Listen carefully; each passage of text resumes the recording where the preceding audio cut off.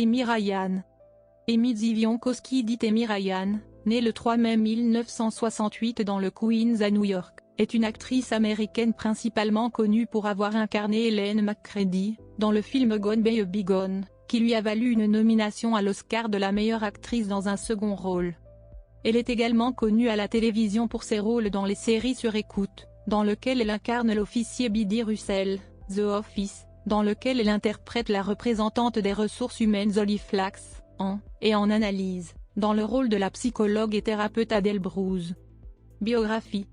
Jeunesse et formation. Née dans le Queens à New York et d'origine anglaise, irlandaise et polonaise, Amy Beth Zivionkowski est la fille de Pamela, née Ryan, infirmière et de John Zivionkowski, propriétaire d'une entreprise de camionnage. Jeune, elle distribue à vélo, avec sa sœur, le Daily News, puis entreprend des études secondaires à la New York High School of Performance Arts où elle est diplômée, à 17 ans, puis suit des études au Stagedor Manor Performing Arts Training Center. Dès sa sortie de l'école, elle rejoint la distribution de la pièce de théâtre Biloxi Blues, de Neil Simon. Elle choisit de prendre le nom de jeune fille de sa mère comme nom de scène. Révélation théâtrale et début à Hollywood, année 1990. Elle fait ses débuts théâtraux off-Broadway au West Side Theatre, en 1987, dans la pièce Ashena Medel, où elle incarne Anna. L'année suivante, elle participe à la reprise de The Romeo of Eldritch, au second stage Theatre Company. Ryan joue dans plusieurs pièces off-Broadway, telles que A Busy Nonidrun, Crime of the Heart et Saved. Elle travaille également dans le théâtre régional, donnant vie à des personnages créés par Neil Labute, Arthur Millet et Neil Simon. Sur Broadway, elle joue Tess, dans The Sisters of Rosansway, Natasha, dans la reprise des Trois Sœurs, en 1997, et Peggy, dans la reprise de The Women.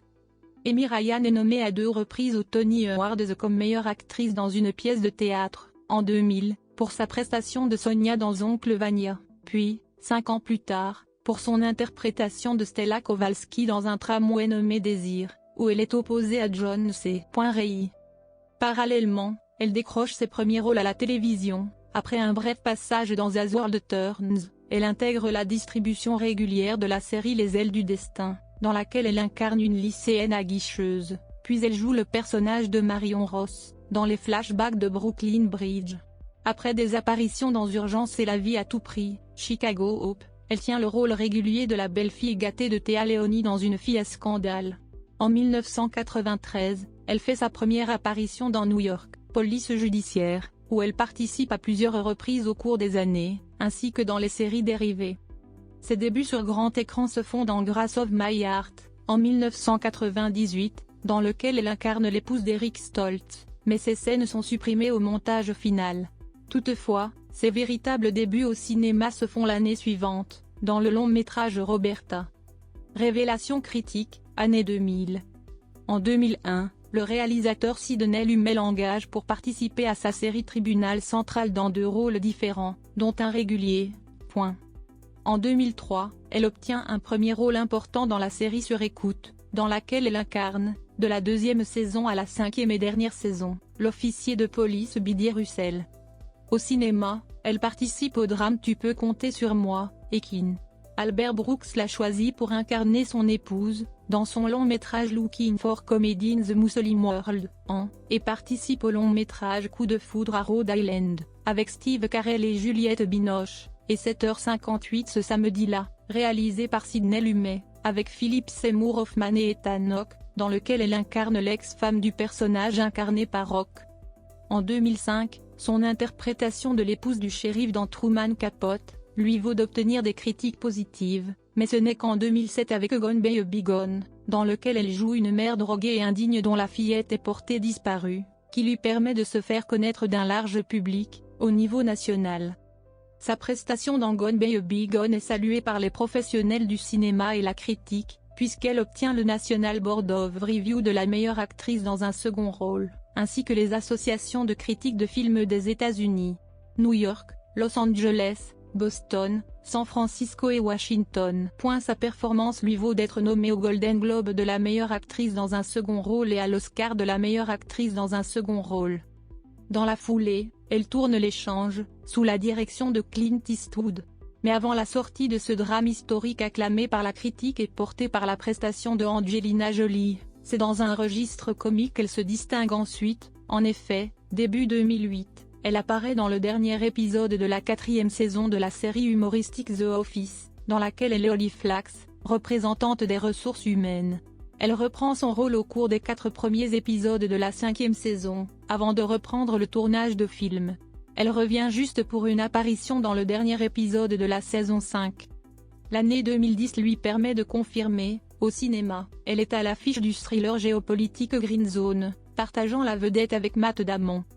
La même année, elle tient le rôle principal féminin du premier film réalisé par Philip Seymour Hoffman, Rendez-vous l'été prochain, adapté d'une pièce de théâtre, dans lequel elle reprend le rôle de Beth Cole.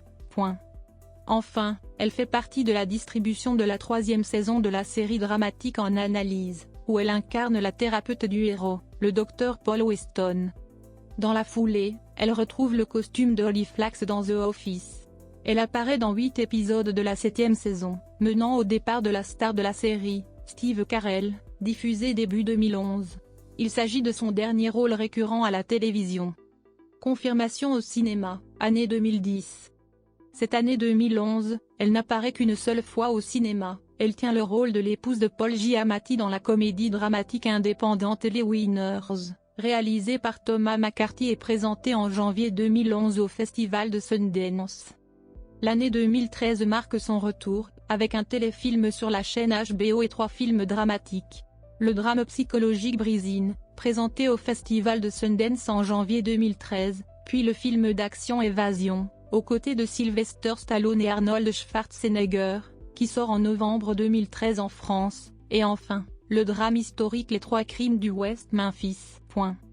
En 2014, elle est au casting d'un seul film, mais acclamée par la critique, la comédie dramatique Birdman, qui remporte de nombreux prix, dont celui de l'Oscar du meilleur film en 2015.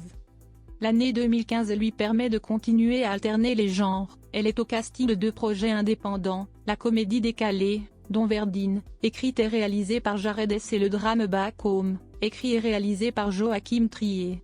Mais elle joue aussi dans 2 grosses productions, le blockbuster fantastique pour la jeunesse Chair de poule, le film, aux côtés de Jack Black, ainsi que le drame historique Le Pont des Espions, sous la direction de Steven Spielberg.